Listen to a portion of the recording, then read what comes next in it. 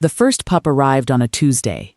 My patrol captain, Brennan, set the creature on the council table as though delivering a field report.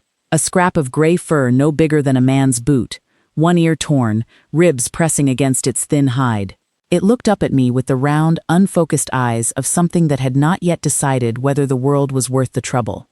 "Found it at the foot of the eastern ridge, my lord," Brennan said. "Den was gone. Hunters, we think." I studied the pup for a moment. My wolf, old and precise in its instincts, felt nothing particular, only the faint pull that every alpha feels toward the young and the unprotected in his territory. I told Brennan to bring it to the pack nursery, that the she-wolves there would know what to do with it. Brennan shifted his weight. "The nursery is full, my lord. The winter litters.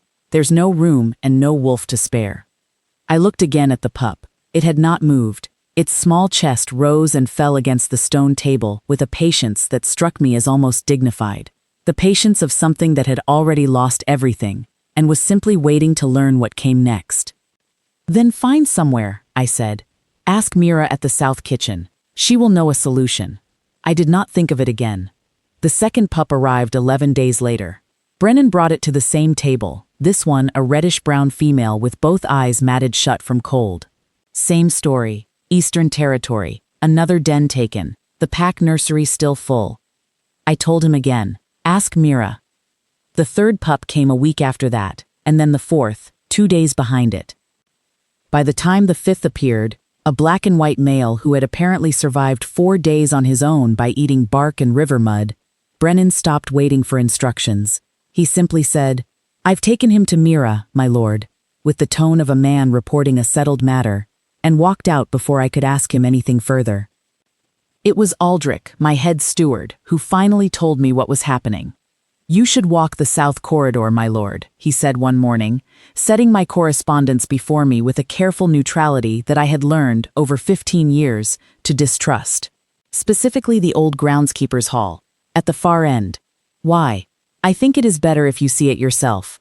The old groundskeeper's hall was a long, low wing that had stood empty for 3 years, since old Patur retired, and I had not yet found reason to replace him. It ran along the south side of the hold, close to the kitchen gardens, and the stone there was warmer in winter than most of the fortress. South-facing walls, sheltered from the wind. I had forgotten it existed. I heard it before I reached the corner. Not noise precisely, but a quality of sound that changed the air. Small rustling, the occasional soft whine, the even softer murmur of a voice keeping a low and steady rhythm. I stopped in the doorway. The hall had been transformed. Straw had been laid in thick, clean beds along both walls. Old crates repurposed as dividers. A clay water trough running along the center. 5 wolf pups occupied the space, distributed across the straw in attitudes of complete contentment. 1 slept against a folded blanket. 2 were engaged in a slow, half-hearted wrestling match in the corner nearest the window. The reddish-brown female, the second pup, now with both eyes clean and bright, sat very upright in the center of the room, watching the wrestling match with an expression of considered disapproval. And in the middle of all of it, sitting cross-legged on the floor with the black and white male draped across her lap like a contented flag, was a woman I did not recognize. She was perhaps 25, brown hair pulled back with more speed than care. Ink on her left hand. She'd clearly been writing something before the pup in her lap made further writing impractical. She wore a plain gray dress and no packmark that I could see. She was murmuring something to the pup in her lap. Not words exactly, just a low, steady sound. The kind of sound you make when you want another creature to understand that everything is all right. She had not seen me. The reddish-brown female, however, had. She sat very still for a moment, calculating, and then she trotted across the hall, sat down directly on my left boot, and looked up at me as though she had been expecting me. The woman looked up. She did not startle. She took in my presence, the crown, the rank marks at my collar, the general fact of me standing in her doorway, with a composure that suggested either tremendous self-possession or the particular calm of someone who has been too tired for several weeks to be surprised by anything. "My lord," she said, and inclined her head without disturbing the pup in her lap. "Who are you?" I asked. "Saren, I work in the south kitchen, my lord, for Mira. You're the one they've been bringing the pups to." "Yes, my lord." A pause. "I hope that is all right." The nursery was full, and Mira said you'd asked her to find a solution. This hall was empty. I asked Aldrich, and he said there was no other use for it at present. Her eyes moved to the reddish-brown female, who was still sitting on my boot. Lyra, come away.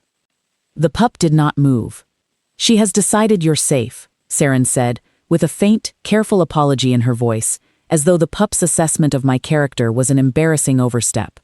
I looked at the small female on my boot. I looked at the sleeping pup along the wall. I looked at the wrestlers in the corner, who had paused their match to watch me with the interested attention of small creatures who have concluded that the newcomer is probably not a threat. How long have you been here? I asked. 3 weeks, my lord, since the first one came. 3 weeks. I had given one instruction, ask Mira, and in 3 weeks, a woman I had never met had converted a disused hall into a functioning nursery, requisitioned straw and crating and a water trough, and was sitting on a stone floor in the early morning with an orphaned wolf pup asleep across her lap, talking to it in a low voice so it would know everything was all right. Are they well? I asked. The little black one had a chest cough for the first week. He's clear now. Lyra's eyes healed faster than I expected. She's very strong. She stroked the pup in her lap without thinking about it. A slow, automatic gesture. They're young enough that they'll bond to the pack if they're introduced carefully. In another month or 2, I've been keeping notes. Notes. She held up the paper I had seen her writing on. A careful log in small, practical handwriting. Dates, weights, feeding times, health observations. Column ruled, each pup given a small initial in the margin. L, B, G, R, T. My wolf, which had been quiet through all of this, stirred. Not dramatically. Nothing like the lightning crack of the bond tales the elder she-wolves told on winter nights. It was more like the moment when you have been sitting in a dark room long enough that your eyes adjust, and you realize there was more in the room than you thought. Your pack mark, I said. I don't see one. No, my lord, I'm not from a pack. I came to Ashenveld 2 years ago from the valley settlements. Mira needed a kitchen hand. I'm good with animals, and she knew it, so she sent them to me. She said it without apology or performance, a simple chain of facts, offered as context. From the valley settlements, I said. You're human. Yes, my lord. The reddish-brown female, Lyra, leaned her small weight against my leg. The pup in Saren's lap opened one eye, regarded me, and went back to sleep. I did not leave immediately. I stood in the doorway of the old groundskeeper's hall for another minute, watching the 5 pups in their straw beds, listening to the small sounds of them, feeling something settle in my chest that I could not immediately name. When I left, I told Aldrich to make sure the South Hall had adequate firewood for the winter, that the woman in it had whatever she needed. He looked at me with the particular expression of a man who had been expecting exactly this outcome. The 6th pup arrived 3 days later, and then the 7th. The patrols had stopped asking me what to do with them. They simply brought them south, as a matter of established practice. By the time the 8th appeared, a thin silver male with a badly healed hind leg, Brennan delivered him with the same economical efficiency as a harvest report and was gone before I could frame a question. I found myself walking the south corridor more than was strictly necessary. I told myself it was routine, that the Eastern Territory disturbances that had displaced the pups were a matter I needed to monitor, and the health of the pups was relevant data. My wolf did not comment on this reasoning, but it had taken to waking before me on the mornings I walked south, which I noted and said nothing about. Saren had begun to recognize my step. She would look up from whatever she was doing, the logbook, the feeding, the slow process of teaching the silver male to bear weight on his healed leg without favoring it, and nod without stopping her work. We did not talk a great deal. She was not a woman who filled silence out of discomfort, and I had not been a man who sought conversation in a long time. But the silences in the South Hall were not the silences of avoidance. They were the silences of 2 people occupied with a shared thing, and I had not felt that in years. How does a valley settlement woman learn to care for wolves? I asked her one morning. It was the question I had been turning over for several weeks, and I asked it the same way she offered information, without fanfare. She was kneeling beside the silver male, working slowly through the muscles of his hind leg with practiced hands. My grandmother kept wolves, she said. Border settlements often do, when there's no pack close enough to offer protection. They aren't bonded pack wolves. They're wild ones that chose to stay. She learned to speak to them, more or less. Patience and attention, she always said. Not commands, questions. Questions. You ask them what they need, and you wait to see if they tell you. She glanced at the silver male, who had his eyes half closed in the way of a creature receiving exactly the right attention. Kale tells you with his weight, if he leans in, you've found it. If he shifts away, you've gone past. She sat back on her heels. He'll run properly by spring. The bone healed crooked, but the muscles can compensate if they're built right. The silver male, Kale, opened his eyes and looked at me across the room with an expression of unmistakable satisfaction. I said, without having planned to say it, "What do they need?" "All of them. What are you still missing?" She looked at me directly then. Her eyes were steady, gray in the morning light, the color of the stone walls of the hold, and as unguarded as the pups. "A larger space," she said. "Eventually. They'll need to run when they're older, and more company than just me. They should be socializing with the pack wolves now, gradually, or they won't know how." A pause. "I've been trying to arrange it with Brennan, but the patrol schedule is full. I'll speak to Brennan," I said. She held my gaze for a moment.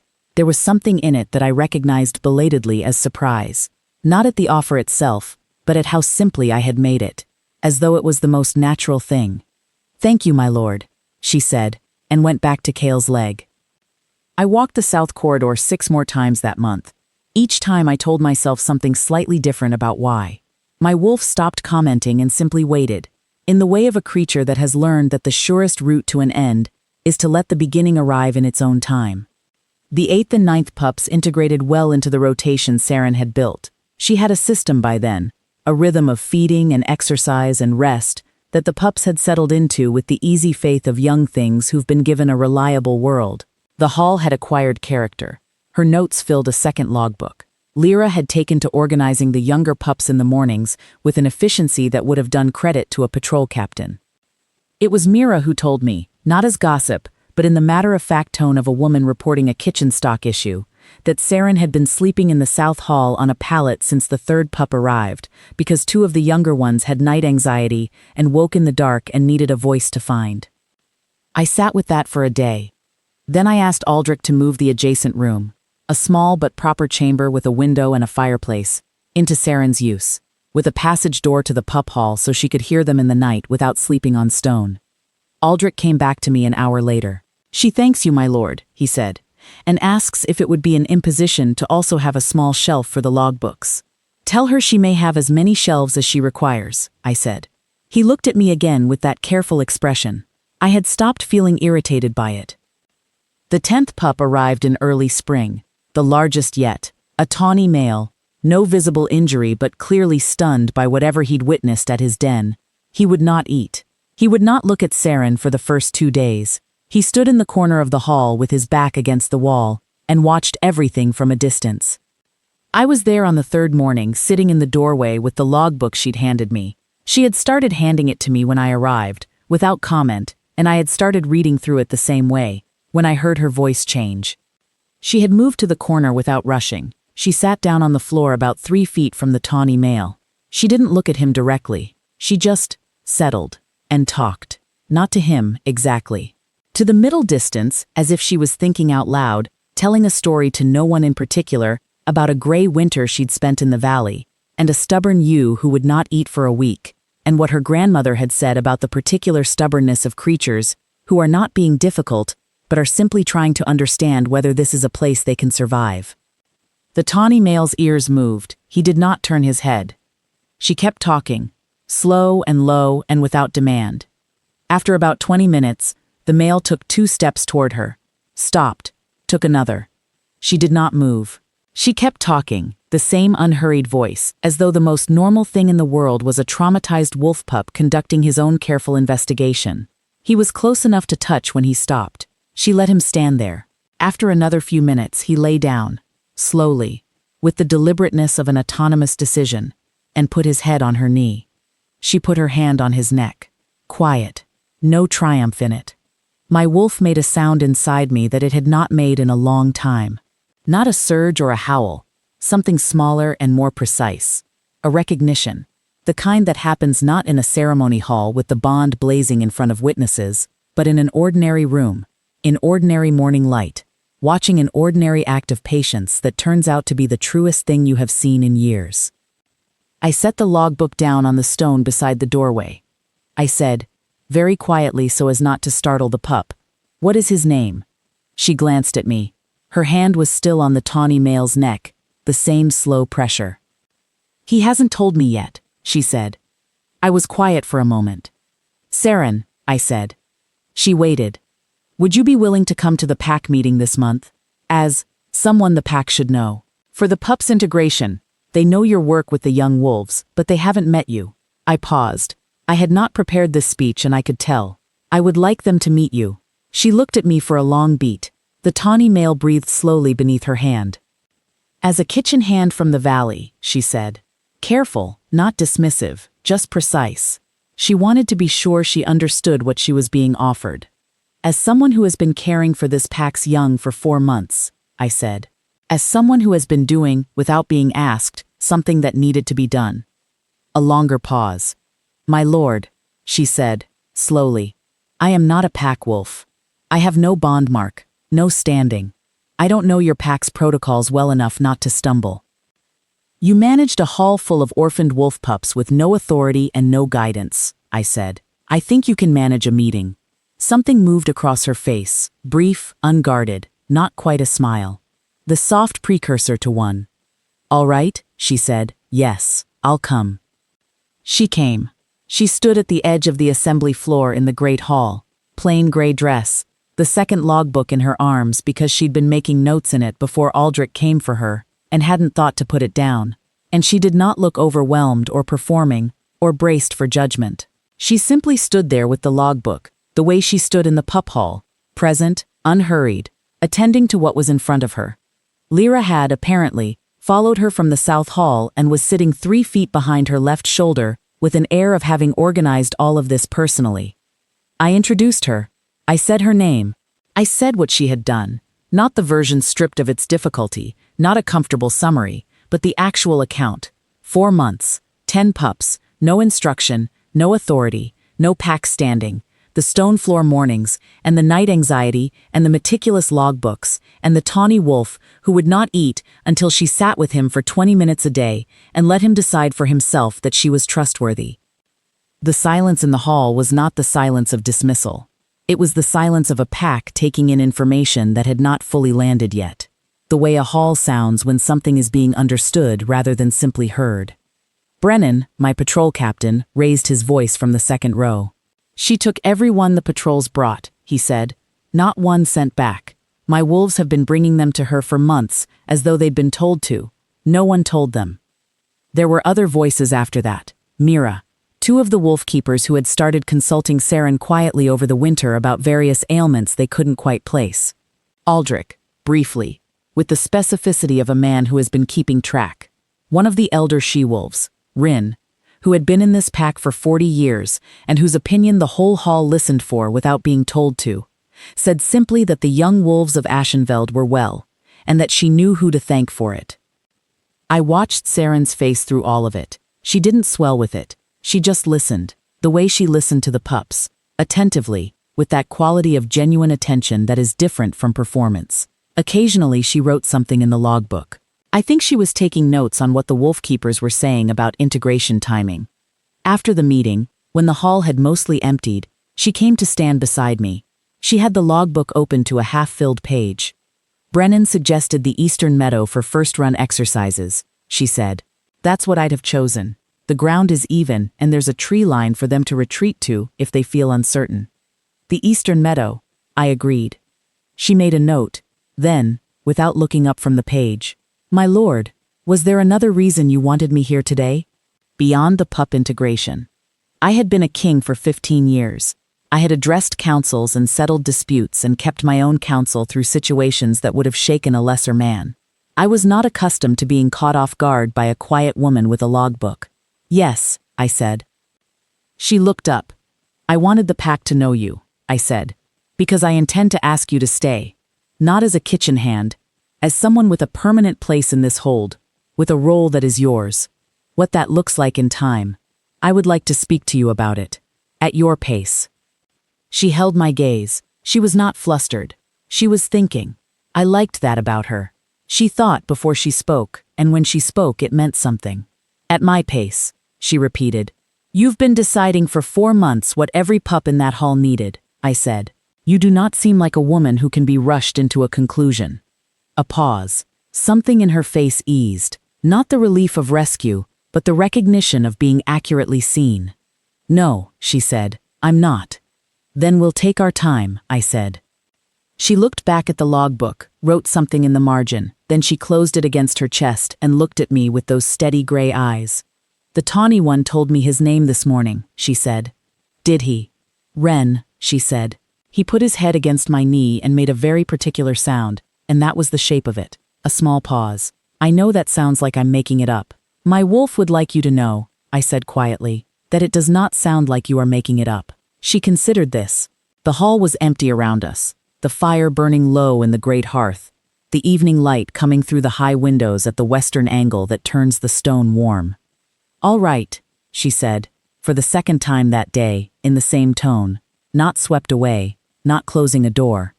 Simply, all right, I'm here, let's see what this is. That was spring. By summer, the pups ran the eastern meadow every morning under Brennan's patrol rotation, with Saren walking the edge to watch. Kale's gait was nearly even by June. She had been right about the muscles compensating.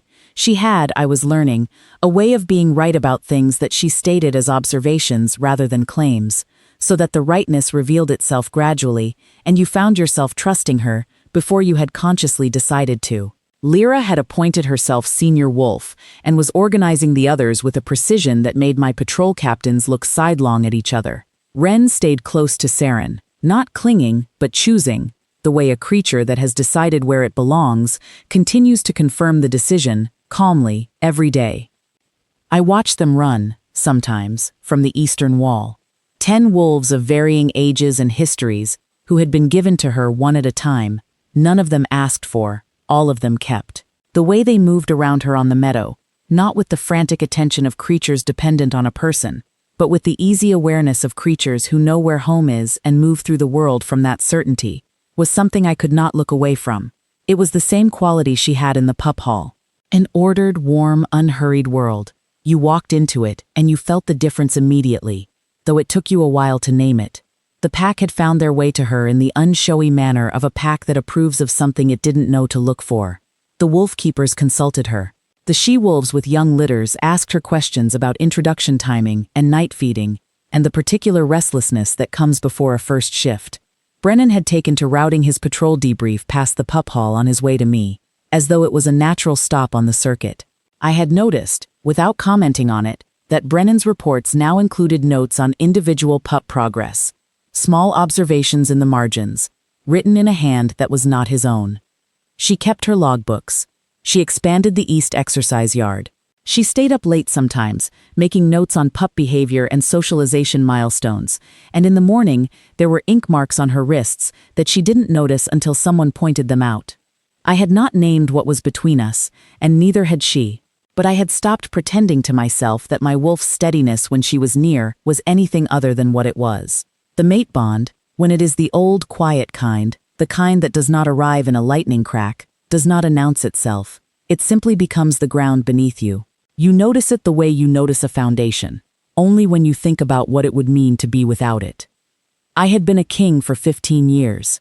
I had made decisions that reshaped territories, sat in vigil over wounded pack wolves through long winters, refused 3 separate council-arranged matches that would have been strategically sound and emotionally hollow.